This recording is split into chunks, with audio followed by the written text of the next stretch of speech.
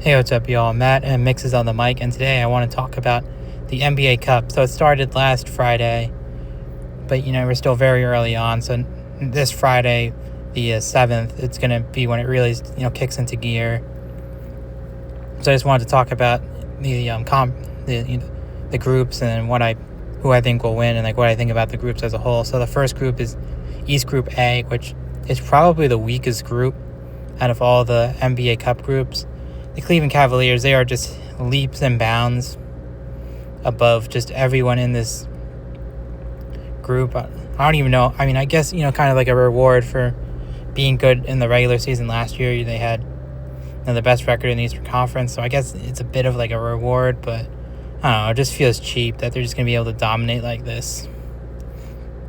And really, outside of the Cavs, I just don't see a threat to win, this Group A besides the Cavs, and even a wild card is a little bit iffy. I think if, maybe the Pacers, they've gone off to a cold start, but they're still a team that can grit their way to a lot of wins. So I think if they pick it up at the right time, at the right matchups, they could possibly get a wild card. And, just because this group's so weak, they could end up, winning the tiebreaker, I guess. And the Hawks, they were a team that I otherwise would have probably very much considered, a wild card threat in this group. But Trae Young's going to be hurt for, I think, the entire regular part of the tournament, so I don't see it happening. So now we go to East Group B, which is probably the best group in the East, arguably the best group in any of the conferences. But I think at the very least, there's no argument that it's the best in the East. So the Detroit Pistons, they're a team that haven't gone off to the start I was kind of thinking of. I was very high on them in the preseason. I thought, they were a good team that can, take the leap into contention this season. That hasn't really happened yet. Cade Cunningham's gone off to a bit of a cold start. The supporting cast hasn't really been there. They've been all right, but there's definitely much more that they can accomplish. So, maybe the NBA Cup is, an opportunity for them to rise up to the occasion, so to speak. And then, they can really get their season going. And maybe they can finish top 3 or 4 seed, despite this, relatively average start. And, the Philadelphia 76ers, they're just such an interesting team right now. They've done very well. They've had to play some games with Joel Embiid, some without Joel Embiid. Paul George hasn't played yet. Jared McCain, I think he's coming back very soon. They've had rotate in and out rotation of guys, but they've still found ways to win. And Embiid, if they can keep him on the court, he's been good outside of opening night, and that's on minute restrictions. And of course, the Magic, they're a team that I think really needs to step up. I mean, they have the dynamic duo of Banchero and Wagner, but that hasn't done much.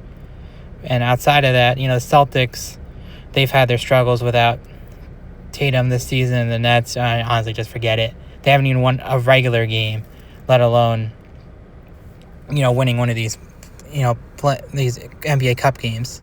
So last group is East Group C. So the Knicks, they were, largely considered the favorite to win this, group. But they lost the game to the Bulls. The Bulls, they've gone off to such a red-hot start. The Knicks, they're going to be working from behind. But at the end of the day, I think the Bulls will eventually lose one of these, Cup group games. And if they can get the tiebreaker with the Bulls, it goes down to the points. So if, the Knicks can just blow the rest of these games out, Bulls maybe lose a game or two, the Knicks still definitely have a chance at winning this Cup group. It's just a matter of, execution. Karl-Anthony Towns, he's a slow starter. It's the same thing every season. And then he picks it up in the end of the season, and then nobody even remembers that he got off to such a cold start. The Bucks, Giannis Antetokounmpo's had just such a great season, and it's getting overshadowed just by the fact that the Bucks are such a mediocre roster. And of course, they're the defending Cup champions, so they're not a team that you can exactly, just wash away from the contention for this NBA Cup. So they're definitely a threat to, win this Cup group, along with the Knicks, along with the Bulls. The Heat, they're just kind of a weird team because even though they're not super talented, they always rise to the occasion. So the Heat are not a team that I completely want to just erase from, discussion, particularly for this potentially getting a wild card spot. So you had to keep an eye up. So now we go to the West, where we'll talk about the West Group A. This is a pretty weak group, honestly. So the defending champion Thunder, very similar to the Cavaliers. They were kind of being rewarded for being the best team in their conference in the regular season with a very weak cup group.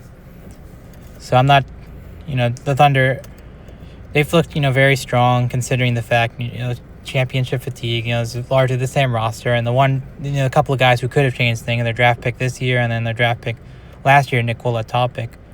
Topic, he's got the testicular cancer. That's very, scary and sad. I definitely wish him the best, but he's not a guy you're going to be getting for a while back now. So Thunder, they're largely running the roster that got them the championship, and they don't seem tired at all. I mean, that can sometimes happen. But, if you're looking at the rest of this group, the Timberwolves are they're really the only other team that really stands out to me.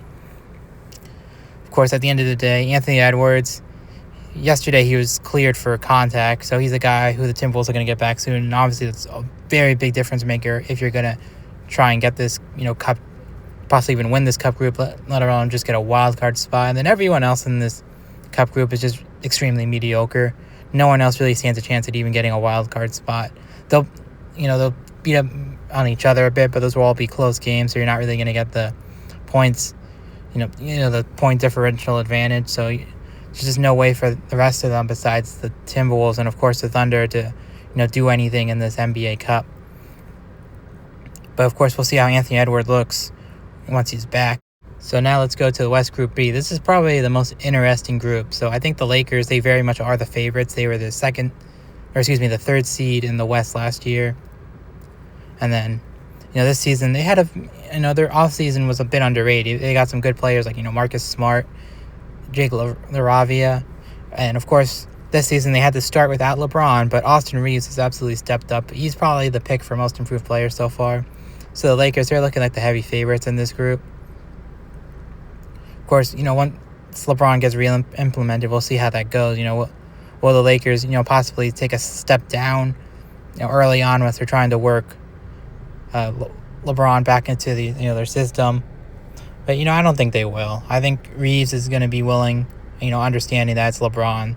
And as for the rest of the group, they're all I want to say play-in level teams. So there's not really a liability in this conference, but there's also not a team that can really step up to the Lakers.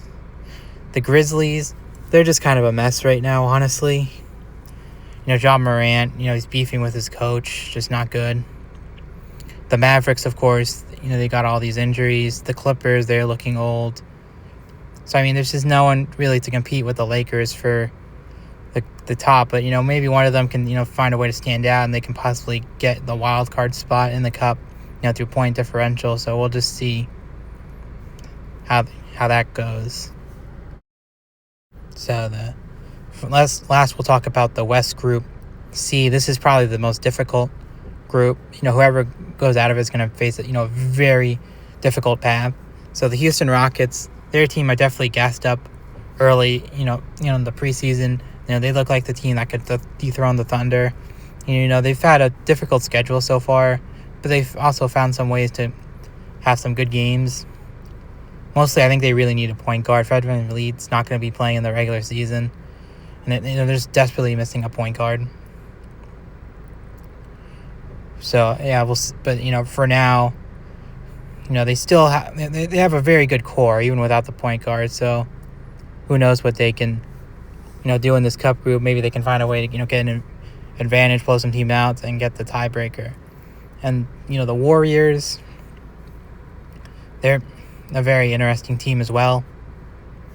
I just haven't really heard much from them. They've just been relatively solid. They have had some bad losses, but it is what it is. Of course, you can never count out Curry in these kind of games, and same with Jimmy Butler, Draymond Green. Too much experience there to just outright write them off. And then the Spurs, I think the real question there is Victor Wembanyama. If he's playing games, they always have a chance. It's just a matter of keeping him on the court. Is it going to be worth it to have him play more than usual to win? At the end of the day, these are just regular season games. You don't want to push him too hard.